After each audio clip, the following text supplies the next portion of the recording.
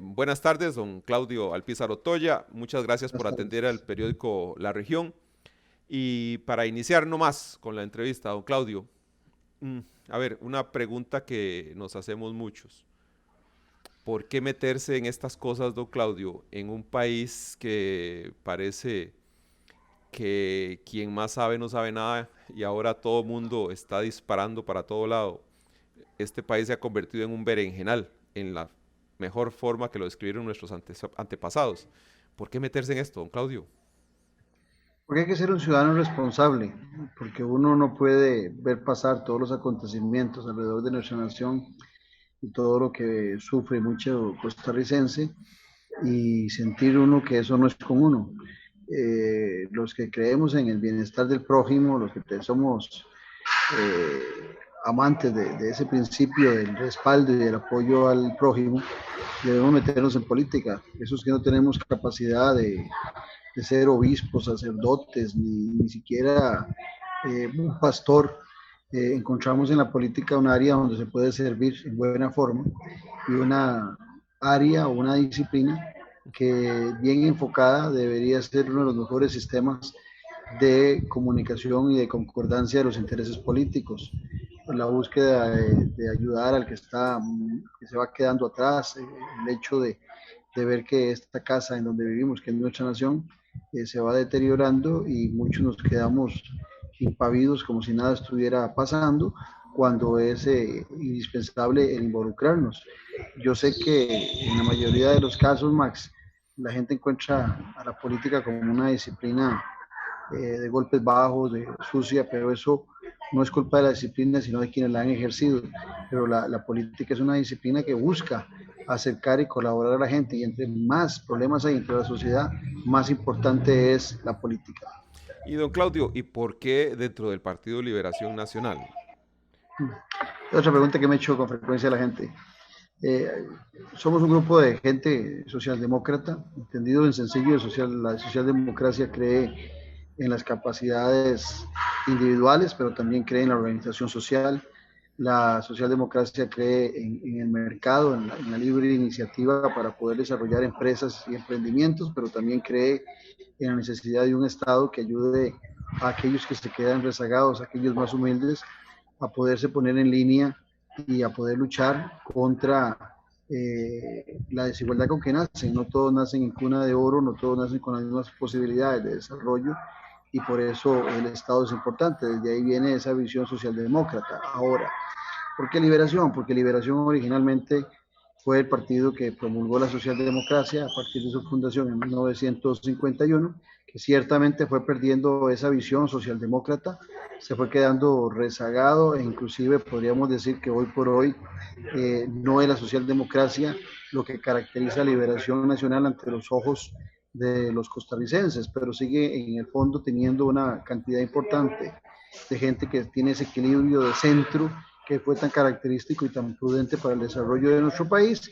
Y cuando empezamos a ver todo el escenario, un partido nuevo para gente que quería irse de Liberación Nacional no era la mejor alternativa, puesto que hay muchos partidos muy pequeñitos, partidos que son, como se dice popularmente, un enano más en la fiesta, y creímos en la posibilidad de poder recuperar a un partido en donde pudiéramos sostener a la gente que se quiere ir, que no se vaya, porque que vean que el partido puede volver a su pensamiento original y por otro lado también estamos pensando en recuperar alguna de la gente que se fueron engañadas pensando que el Partido de Acción Ciudadana era socialdemócrata, se dieron cuenta de que no, y entonces no hay un espacio para esa gente que se acostumbró a tener un partido que representaba el partido de la clase media costarricense.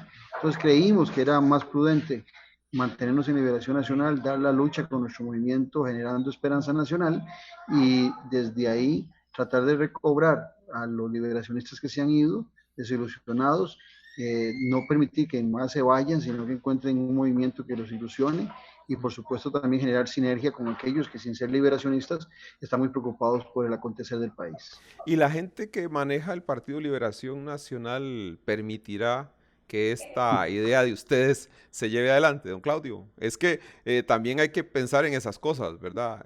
Sí, Los poderes dentro del Partido Liberación Nacional o las ideas preformadas hacia dónde quieren llevar al Partido de Liberación Nacional, no sé, me parece que no comulgan mucho con eso que usted nos está diciendo.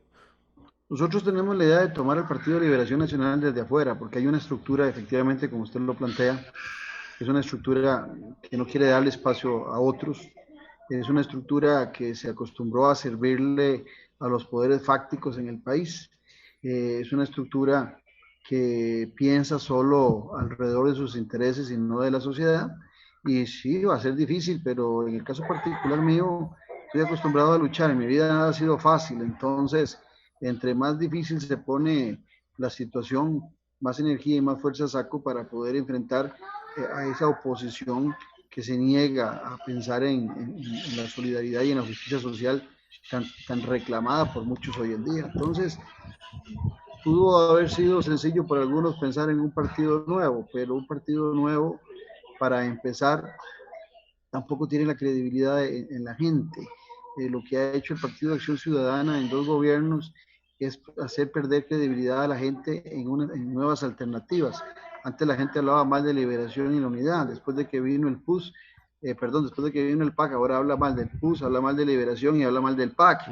Entonces no es en el partido donde está el gran problema, es en la gente que dirige los destinos de esos partidos y el destino del país. Nosotros estamos convencidos que si recuperamos a Liberación Nacional, sin duda vamos a recuperar también al país. Pero el costarricense creerá todavía en ideologías, don Claudio, el ciudadano costarricense, porque aquí el que le quiera dar el apoyo a Claudio Alpizar, a ver, debe estar convencido de que su ideología es socialdemócrata y que quiere llevar adelante esas ideas que Claudio Alpizar y sus Sí, compañeros le están proponiendo. así es, Max. Cuando uno habla del tema ideológico por el fondo, puede ser que pierda mucho atractivo la discusión, pero lo que hay que hablar es del fortalecimiento de la clase media. Esa es la socialdemocracia y ese fue el centro que tuvo siempre nuestro país. Y el desarrollo de esa clase media costarricense se da a partir de 1940. Uno no puede ser mezquino por la lucha que se dio en el año 48 y mermarle los reconocimientos a lo que se hizo en la administración del doctor Calderón Guardia, donde se dieron sustentos fundamentales para que después el Partido de Liberación Nacional, a partir de 1949, empezara a desarrollar todas las ideas en relación al desarrollo de la clase media costarricense. Y lo digo porque en los años 40 es cuando se establece el Código de Trabajo, en los años 40 es cuando se crea la Universidad de Costa Rica, en los años 40 es cuando se crea la Caja Costarricense de Seguro Social, y es donde se fortalece la primaria y la secundaria. Entonces, desde esa perspectiva, nosotros empezamos a generar en esos años una gran fortaleza que fue llevada a la práctica a partir de 1949, ya en su fundación en 1951, por el Partido de Liberación Nacional, y empezamos a hacer crecer y crecer a la clase media costarricense, empezamos a engordar. Esa clase media costarricense se volvió el objetivo de los más pobres, de los más humildes, que empezaban con ese sustento, con esa base que le permitía al Estado costarricense empezar a desarrollarse con ese estudio. Yo siempre repito que los que nos desarrollamos en ese estado recordaremos cómo después de graduarnos en el colegio, sabiendo escribir a máquina, sabiendo contabilidad y con el título de bachiller en el colegio, teníamos trabajo, era fácil conseguir trabajo. Después teníamos la alternativa de las universidades públicas, o aquellos que no querían la universidad tenían la alternativa del Instituto Nacional de Aprendizaje, y la gente se iba incorporando y engrosando a la clase media costarricense. Hoy todo el proceso es a la inversa. Si usted ve todo lo que está aconteciendo alrededor de los créditos que se piden a nivel internacional, sea el Fondo Monetario Internacional, sea el BID, el que sea, y cuando vemos la reestructuración fiscal que se hace en el país, todo es sobre la clase media costarricense, la clase media la que se deteriora y no le permite al pobre subir a la clase media, sino que más bien es involutivo, es mucha gente de la clase media que empieza a engrosar a los sectores más pobres, y por supuesto algunos que están en los sectores más altos piensan que están exentos de cualquier problema, pero en una sociedad donde la clase media se empieza a deteriorar, usted lo que empieza a sentir es un deterioro total de la paz social, y llegará el momento en que esos que están cómodamente situados por su dinero, por sus capacidades, en una zona muy confortable, ignorando lo que pasa en la clase media, ignorando lo que pasa en la pobreza, van a ser víctimas también de ese deterioro. Entonces eso es lo que se busca desde ese pensamiento que yo le hablaba de la socialdemocracia, de recuperación de la clase media y sobre todo la recuperación de un partido que se alejó. El Partido de Liberación Nacional era el partido de los agricultores, hoy los agricultores lo rechazan. El Partido de Liberación Nacional era el partido de las cooperativas, hoy las cooperativas se arrugan la cara cuando hay Liberación Nacional. El Partido de Liberación Nacional era el partido que promovía al sindicalismo como una institución fundamental, sindicalismo que existe en los países desarrollados, en Europa, Estados Unidos, Canadá, y resulta que hoy en Costa Rica es mal visto el sindicalismo por un lado, y por otro lado la misma facción de Liberación Nacional, encabezada por Carlos Ricardo Benavides, ha hecho todo lo imposible por acabar con el sindicalismo. La clase media costarricense no ve hoy opciones en Liberación Nacional, entonces toda esa recuperación de todos esos sectores, usted las podría desarrollar en un partido nuevo, a lo mejor, pero también se puede desarrollar desde Liberación Nacional por la expertise y porque hay gente muy buena que ha estado ninguneada, como popularmente decimos, en una segunda, una tercera línea y utilizada por aquellos que están al servicio de los intereses fácticos más poderosos del país. Don Claudio, pero esos poderes fácticos no se van a quedar queditos.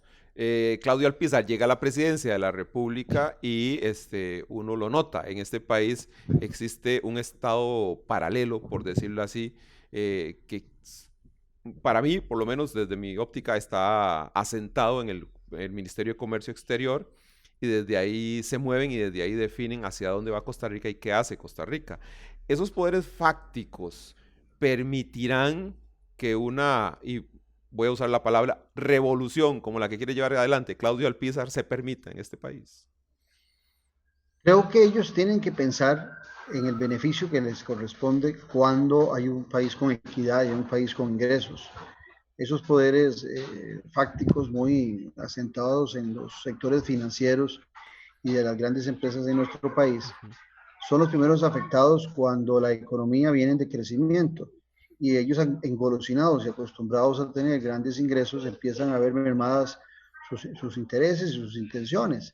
Bueno, es que aquí no es golpearlos a ellos, aquí llamar la atención de que en nada favorece el consumo y la reactivación económica el deterioro de una clase media, en nada favorece el aumento de la pobreza. Lo que vimos en el desarrollo de lo que pasó con el chavismo en Venezuela se gestó a razón de una molestia de la clase media que empezó a verse disminuida y el engrosamiento de los más pobres. Hubo un momento en que en Venezuela la pobreza rondaba entre el 55 y el 65%, y la clase media se veía más cercana a caer en esos espacios que a subir en la escala social.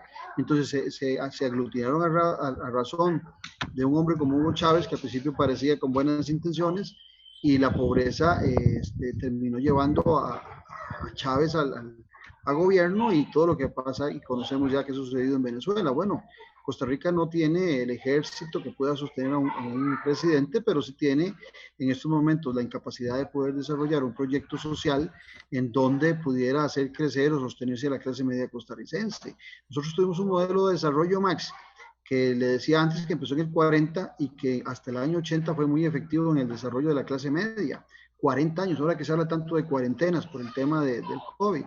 40 años, como es realmente una cuarentena. Y después del 80 al 2020, de la crisis del petróleo, del 80 al 2020, con la crisis del COVID y la crisis económica que se dio en los años 2007, 2008, tenemos una cuarentena que ha demostrado que la incapacidad de la distribución de la riqueza, la desigualdad que hemos generado en el país más caro del continente, no hablo del país más caro de América Latina, del continente, más caros que Estados Unidos y Canadá en muchos aspectos, y el país, por otro lado, con la expectativa de vida más alta, qué interesante, también del continente, incluyendo Estados Unidos y Canadá, con 81 años y unos meses que tenemos de expectativa de vida, lo que demuestra es que en lo social hicimos una gran inversión que nos permitió esos niveles de expectativa de vida, pero en el campo, y eso se empezó a generar a partir de los años 40, pero a partir de los años 80 el modelo de desarrollo nos permitió una gran capacidad de exportación, muchas facilidades, pasamos de 2, 3 productos de exportación a más de 4.600 productos, demostrando una gran capacidad humana del costarricense para poderse desarrollar, pero por otro lado fuimos permeando la desigualdad. Nuestros bancos estatales terminaron siendo bancos comerciales, compitiendo con la banca comercial, no ayudan al agricultor costarricense, no ayudan al ganadero, no ayudan al mediano y pequeño empresario, no ayudan al emprendedor, sino que son bancos estatales. Entonces lo que hay que recuperar es esa credibilidad, y todo ese crecimiento económico y todo ese desarrollo va a beneficiar a las clases más altas. El problema no es que hayan ricos, ojalá que hayan muchos y sigan existiendo. O sea, un pensamiento socialdemócrata lo que promueve es el crecimiento de la riqueza, y en la medida que hayan más ricos, pues uno se supone que debe haber más generación de empleos y también más pagos de impuestos por esos que los empiezan a recaudar en forma muy exitosa en sus actividades privadas. Hace muchos años, cuando estaba en la universidad, entrevisté a don Rodolfo Solano Orfila. Y me decía don Rodolfo Solano Grata Orfila, memoria. sí, de grata memoria, que el problema fue que tanto Costa Rica como el Partido de Liberación Nacional dejaron de pensar en algún Exacto. momento. Yo he repetido eso con frecuencia. Dejaron de No sabía que don pensar. Rodolfo lo había dicho. Sí, Pero, bueno, en una entrevista para un trabajo en la universidad bien. justamente, y me llamó mucho la atención porque le digo que la entrevista es en la década de los 80s, finales de los 80s, principios de los 90s, y no veo ni a Costa Rica ni a ningún partido político en este país pensando. Qué interesante lo que estás planteando. Fíjate que el Partido de Liberación Nacional, volviendo al Partido de Liberación Nacional, el Partido de Liberación Nacional surge de una célula intelectual Exactamente. que se genera ya al finales de los años 40, donde estaba Rodrigo Facio, donde estaba Daniel Oduber, donde estaba Roberto Brenes Mesén, Carlos Alfaro, Isaac Felipe Azofeifa, gente brillante que inclusive, muy jóvenes en esa época, estaban muy de acuerdo con las modificaciones que se estaban haciendo en el modelo de desarrollo en el gobierno de Calderón Guardia, siendo ellos los primeros socialdemócratas en este país, por lo menos agrupados, estaban de acuerdo en mucho de lo que se venía desarrollando en el gobierno de Calderón Guardia. La gran diferencia estuvo en el manejo de las elecciones y en la trampa que se hizo en las elecciones de 1948. Esa fue la diferencia que hubo. Y esa gente pensante en el Centro de Estudios Nacionales fueron los que le dieron la formación al Partido de Liberación Nacional en 1951. Y Liberación Nacional fue un partido que empezó a pensar y era el que más generaba pensamiento en este país, obligó inclusive a la oposición que se había acostumbrado a hacer partiditos de coalición. Una vez se llamaban unificación, otra vez se llamaban unidad, iban cambiando cada 4 años de nombre, hasta que un día de tantos en los 80 se dieron cuenta que tenían que conformar un partido de verdad y formaron la Unidad Social Cristiana con pensamiento social cristiano, y empezamos a tener, digamos, que un bipartidismo bien formado por partidos que pensaban ambos. Pero después vino la crisis y vino los acuerdos ya no políticos, sino acuerdos de intereses particulares entre ambos partidos. Apareció la famosa figura del plus ante la opinión pública, que fue deteriorando el bipartidismo, al cual también le debemos no solo lo malo que hemos estado viviendo en los últimos tiempos, sino que muchas de las fortalezas que tiene el país se debe a esa época del bipartidismo. Y cuando don Rodolfo Solano Orfila te decía eso, que me gusta mucho porque lo he estado repitiendo mucho, y don Rodolfo Solano fue uno de los grandes pensadores de este país, lo recuerdo también a él en el año, creo que fue entre el 86 y 90, cuando se creó la COREC 1, ¿te acuerdas? La sí, Comisión claro. de Reforma del Estado, donde don Rodolfo Solano estaba con Wilbur Jiménez, creo que estaba Villasuso, me recuerdo de Vargas Pagán. Eran alrededor de 8 personalidades, 4 de cada partido, con un gran conocimiento, desarrollando un proyecto de reforma del Estado que le hicimos oídos sordos y ojos ciegos a esa reforma tan necesaria, y todavía se sigue discutiendo muchas de esas reformas como gran novedad, que fueron planteados por esas personas que efectivamente sí pensaban por allá del cierre de la década de los 80. ¿Qué cambió, don Claudio? A ver, porque esa gente, bien lo expresa, pensaban, pero algo tuvo que haber hecho el crack, ese rompimiento entre esa Costa Rica. Ok, porque está bien, dejamos de pensar, pero no por eso íbamos a cambiar el modelo, pero sí se nota como un cambio brusco. Es interesante lo que estás planteando, Max, porque me estás llevando a la primera pregunta que me hiciste, el original. Ajá. ¿Por qué me estoy metiendo en esto? Exactamente. ¿Por qué? Porque exactamente ahí es donde está el problema. La gente más pensante, la gente más ilustrada en nuestro país se empezaron a alejar de la política. La política se volvió un negocio más bien para los incapaces, una oportunidad de la gente que no tiene una vocación permanente de servicio público a meterse para ver si en 4 años encontraba el negocio de su vida o encontraba la estabilidad de un puesto público donde tal vez no tenía ni las capacidades ni se había preparado, pero que después de ser seleccionado le iba a permitir estar permanentemente ahí.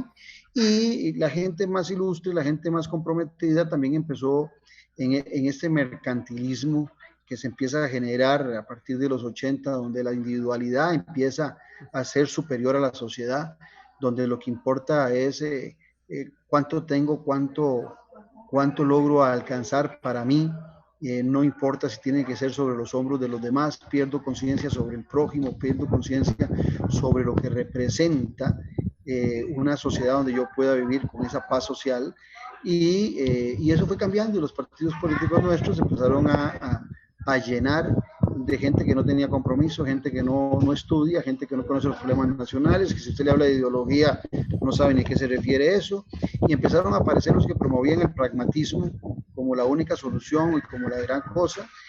Los políticos con vocación desaparecieron, nos llenamos de tecnócratas en todos los sectores del Estado, porque se empezó a considerar que aquel que tenía capacidades para poner a conversar a la gente, para llegar a acuerdos, eso que llamábamos políticos no era lo que ocupábamos, sino que lo que ocupábamos era tecnócratas recién graduados de universidades donde solo importan los fríos números. El economicismo pasó a ser la ideología a partir de los 80 de los grandes grupos políticos, entre comillas, empezaron a ser economicistas y todo empezó a girar alrededor de temas económicos. ¿Qué hubiese sido si en los años 40 y 50 los costarricenses hubiéramos dicho no a tantas transformaciones sociales que hicimos porque no teníamos recursos? Hoy todo es no porque no hay recursos, pero me llamaba la atención, por cierto, un día de estos, el secretario del Partido de Liberación Nacional, en una entrevista que dio a otro medio de comunicación, diciendo que lo que estaban planteando el comité ejecutivo del partido era pedirle a los precandidatos de Liberación Nacional que hablasen solo de temas económicos y generación de empleo, cuando en estos momentos es urgente hablar de un nuevo modelo de desarrollo, cuando es urgente hablar de la pobreza, cuando es urgente hablar de derechos humanos, cuando es importante hablar de medio ambiente, y cuando usted oye un secretario de un partido bajando totalmente o disminuyendo totalmente la agenda de discusión, usted se da cuenta que las calidades políticas han mermado sustancialmente y que el partido decano de la política nacional, el Partido de Liberación Nacional, no está marcando diferencia y por eso nos queremos involucrar, porque recuperando, como te decía antes, al Partido de Liberación Nacional como una buena institución, como un buen instrumento para gobernar, es muy posible también que recuperemos el país. Ok, don Claudio, y usted me habla de una sociedad costarricense individualista, una sociedad costarricense que perdió de vista lo que los predecesores habían hecho por ellos para que ellos disfrutaran de esa sociedad. Leyendo a los que se refieren a la nueva sociedad, nos dicen que esta es una sociedad todavía más individualista, que es una sociedad todavía más segregada. Y esto de la pandemia lo que vino a hacer fue como a reafirmar todavía, o más bien a catapultar eso. ¿Ah? Max Oviedo vive en sus 4 paredes, tiene una computadora para hacer sus conexiones, para hacer sus entrevistas, para pedir su comida, para todo, absolutamente todo. Max Oviedo no tiene a nadie a su alrededor y siente que esa es la realidad de todo mundo. Uno lo nota mucho cuando habla con personeros de instituciones públicas en la meseta central, porque llega y le dicen a usted, bueno, no, mira, ahí está en el Facebook de la institución. Y uno que es de una zona alejada de la meseta central, dice, ok, aquí un campesino va a tomar su teléfono, si es que tiene conexión, para revisar el Facebook de la institución pública en la que le pusieron lo que él tiene que saber. Dios mío. Entonces, don Claudio, ¿cómo se mete nuevamente? ¿Cómo se mete en este berenjenal? Porque va a tener que lidiar con ese costarricense y va a tener que hacer atractivo eso que usted nos está planteando para ese costarricense individualista, que le preocupa poco que su vecino no tenga que comer, le preocupa poco que su vecino no tenga que vestir o cómo estén los niños de ese vecino, le preocupa él y nada más él. Pero es que interesante, todos tenemos nuestros problemas particulares y estamos más concentrados en lo nuestro. Y el individualismo pues empieza por nosotros y por nuestra familia y eso a lo mejor no sea nada que no practiquemos muchos. El problema es que tiene que haber alguien que esté pensando en esa gente que está en una situación desfavorable, los que nacen en una familia muy pobre, muy humilde, que si no es desde el Estado, no van a poder adquirir los instrumentos para poderse desarrollar y poder avanzar en el escalafón social. Eh, yo recuerdo que cuando nacimos allá en los años, que nacimos en los años 60, no nacíamos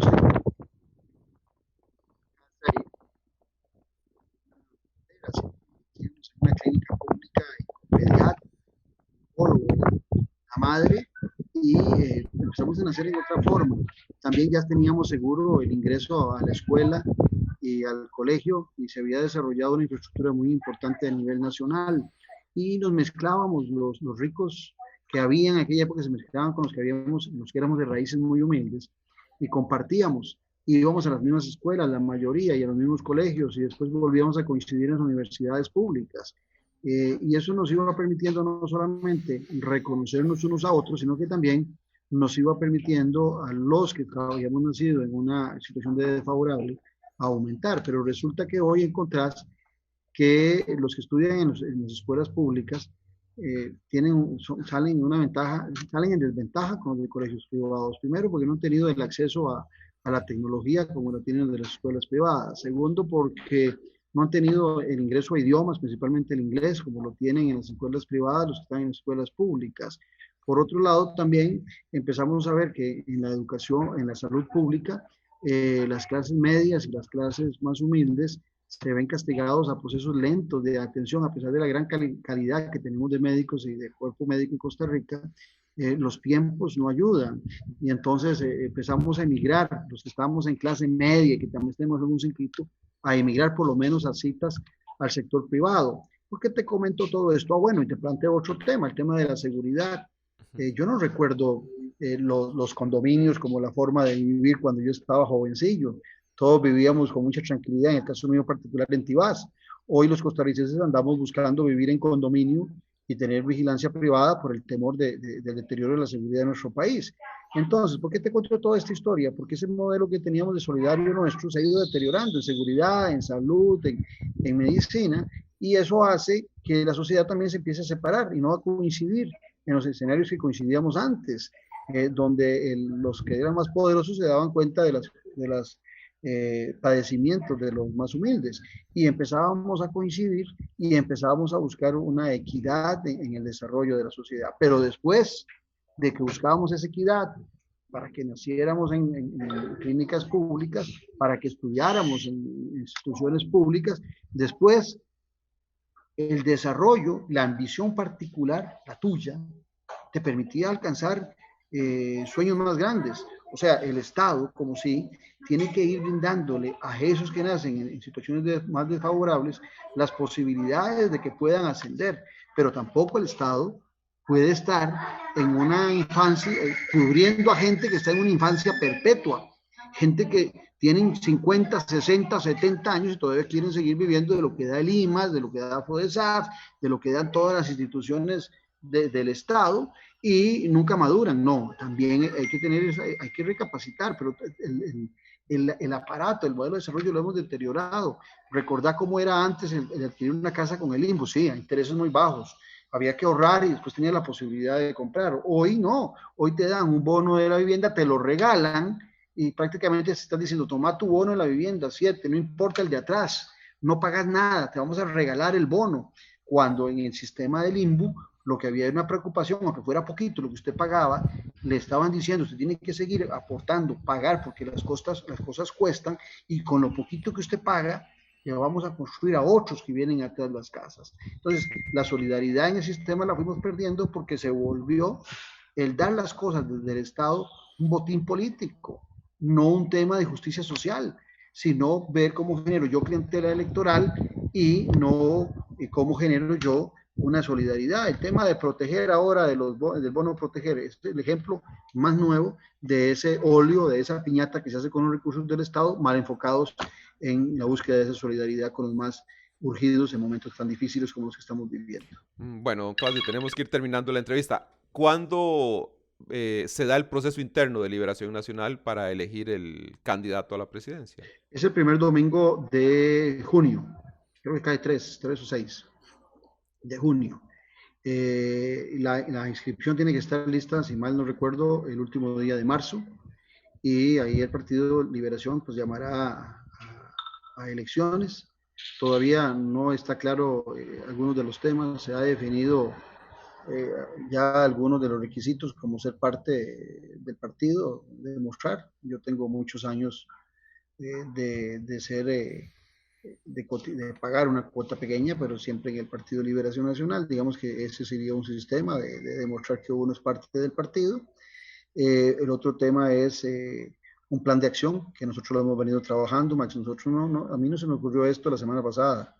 Esto se nos ocurrió hace año y medio. Entonces tenemos más de 27 comisiones, algunas de activismo político, pero la gran mayoría, 22, totalmente concentradas en los grandes temas nacionales, con buenos profesionales desarrollando. Desde el plan de acción no tenemos ningún problema tampoco en desarrollarlo. Y el otro son 5 adhesiones por cada cantón. Son 82 cantones, 5 por 8, te va dando ahí la multiplicación, 5 por 82, es la que hay que conseguir. Creo que eso tampoco tiene mayor dificultad. Lo que falta definir por el partido, ya la fecha está definida, es el costo de la convención y cuánto van a pedir de dinero. Liberación tiene el gran defecto de que siempre en todas las campañas ve dineros y nunca ahorra absolutamente nada para sus procesos internos. Entonces después eso viene a generar una afectación a la democracia interna del partido, donde habrá que buscar los recursos. Algunos tienen grandes padrinos económicos que dan el dinero a cambio de favores en el gobierno. Nosotros, a diferencia, somos un movimiento de clase media y tenemos todo un movimiento interno de recolección de fondos de diferente forma para cumplir con ese requisito. Esperamos que todo salga bien para estar inscritos ese último día de marzo y llegar al domingo de junio a competir por la candidatura de Liberación Nacional. ¿Habrá visita de Claudio Alpizar acá por la región Huetar Norte? Es donde más he ido. Primero que me encanta. Ahí fue donde hice mi anuncio de mi participación ante un periodista, no me recuerdo el medio, de San Carlos, hace, ¿qué? 6 meses, 7 meses, que me preguntaron ahí si tenía aspiraciones. Habíamos ido a Cruzitas. San Carlos es el cantón, yo me atrevo a decir que es el cantón más rico que tiene el país. Tiene una gran cantidad de cooperativas que demuestran lo valioso que es ese instrumento. Tiene una cantidad de agricultura, tiene ganadería, que también demuestran la importancia que tiene ese sector tan desvalido. Y por otro lado, también es el cantón más grande de todo el país, de los 82 es más grande, podría ser perfectamente una provincia con 3.000 y pico de kilómetros cuadrados, y con problemas también que no solo nacionales, sino limítrofes, donde queda claro en el tema de Cruzitas el abandono que han sufrido de las políticas públicas en relación de seguridad, en relación de la explotación minera, en relación al cuidado del medio ambiente y tantas cosas, el hambre y el montón de una tierra que en muchas ocasiones parece más de extranjeros que de los mismos nacionales, y por supuesto que para la municipalidad de San Carlos y para los sancarleños, pues cuidar una zona tan grande sin el respaldo del Estado costarricense es muy, muy difícil. Y seguramente he ido 3 veces a Cruzitas, muy comprometido con lo que pasa ahí. Y creo que en unos 22 días vamos a ir de nuevo a la zona. Me encanta, me parece sorprendente que esta carretera, la que va a Pital, creo que la 250, todavía se encuentra en esas condiciones, una carretera que te lleva a la frontera, una carretera que podríamos explorar el turismo con Maquenque, con el Lodge que está ahí, con la vegetación extraordinaria que tiene esa zona, con las aves que se ven ahí, la fauna y la flora. Creo que San Carlos tiene todo un potencial que todavía no nos hemos dado cuenta. Mañana, por cierto, tengo un intercambio con un grupo que promueve el turismo en La Fortuna. Es una cámara muy preocupada también por lo que están viviendo.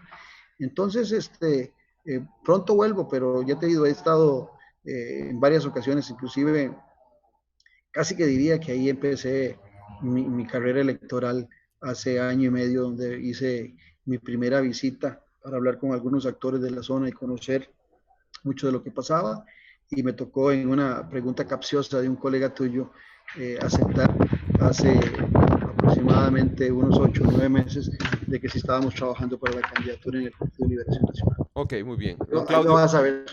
Bueno, esperamos verlo por acá pronto. Muchas gracias por habernos atendido a nosotros del Periódico de la Región y seguiremos hablando porque el tema de tratar de llevar este país adelante no es algo sencillo y es de mucha idea y las ideas solo hablando se pueden ir puliendo. Así es. Por eso nosotros decimos que vamos sin miedo y sin permiso, sin miedo a ninguna figura, sin miedo a los problemas en el país y sin pedirle permiso a nadie para participar en un proceso democrático que es lo que hemos acostumbrado a los costarricenses. Un Gracias. abrazo, Max, muchas gracias. Igualmente, don Claudio, gracias. Hasta luego. Hasta luego.